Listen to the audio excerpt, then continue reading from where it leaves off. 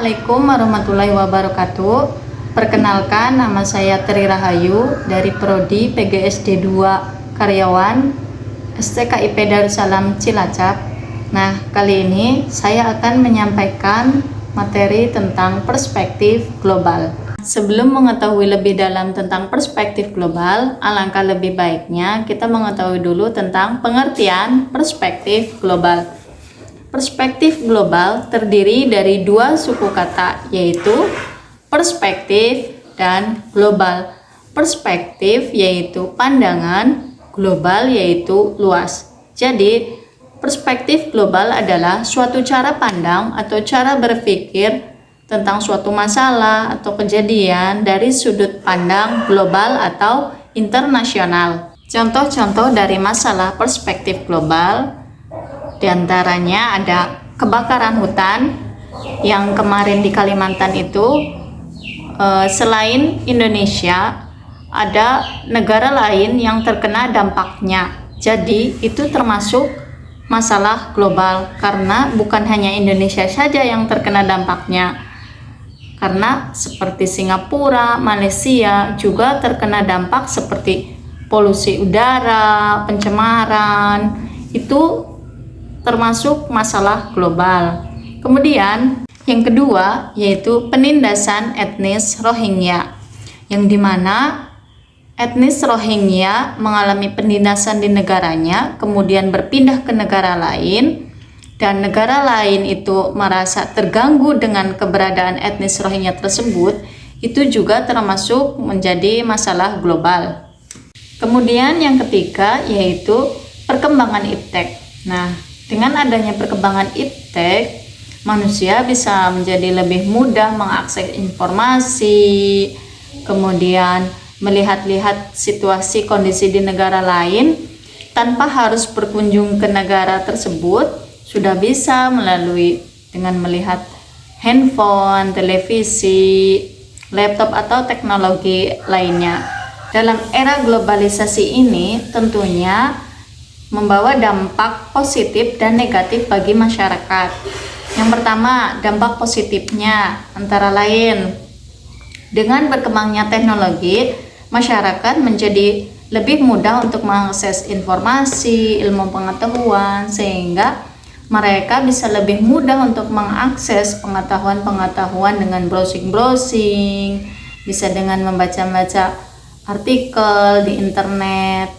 Itu termasuk dampak positif. Yang kedua, perubahan nilai sikap.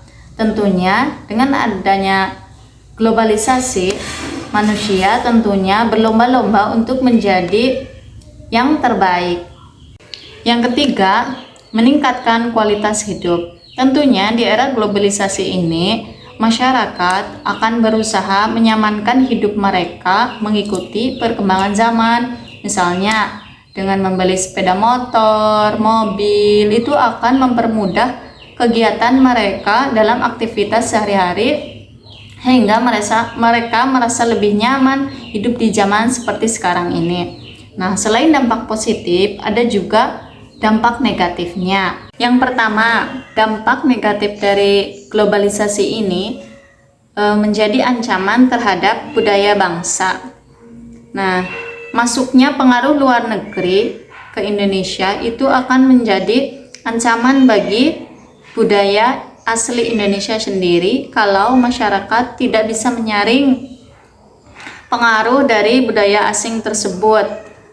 Contohnya, lunturnya sikap gotong royong dan sopan santun seperti adat ketimuran itu akan terpengaruh dengan masuknya budaya asing itu sendiri. Nah, yang kedua, dampak negatif dari globalisasi itu perubahan gaya hidup. Akhir-akhir ini sering kita jumpai remaja saat ini berpakaian yang tidak sesuai dengan jati diri bangsa Indonesia itu sendiri. Mereka cenderung berpakaian ala kebarat-baratan yang cenderung tidak sopan. Nah, itu termasuk dampak dari globalisasi. Kemudian yang ketiga, rendahnya tingkat pendidikan. Di era perkembangan teknologi saat ini, seiring dengan perkembangan zaman, teknologi yang sudah mencapai ke anak-anak. Jika kurang pengawasan dari orang tua, anak-anak cenderung memilih bermain HP, bermain game daripada membaca buku. Jadi mereka lebih susah untuk mengerjakan tugas-tugas sekolah, untuk bersekolah itu jadi malas untuk belajar. Mereka jadi kurang bisa membaca, menulis karena pengaruh dari teknologi gadget tersebut. Kita sebagai generasi muda harus bisa menyikapi dampak-dampak negatif dari arus globalisasi ini. Bagaimana sikapnya? Bisa dengan meningkatkan kualitas pendidikan. Lebih baik kita bersekolah, bisa di swasta, di negeri, itu banyak-banyak menuntut ilmu. Nah, kemudian dengan sikap melek digital, agar bisa mengikuti perkembangan zaman, kita harus mau belajar perkembangan teknologi, atau bisa juga di pondok pesantren agar sering kita mendapatkan siraman rohani dan menumbuhkan sikap religius. Nah, sikap selanjutnya bagaimana? Bisa dengan sikap adaptif dan mau belajar agar kita bisa mengikuti perkembangan zaman dan tidak terbawa arus dampak negatif dari era globalisasi. Demikian penyampaian dari saya, semoga bermanfaat. Kurang lebihnya mohon maaf.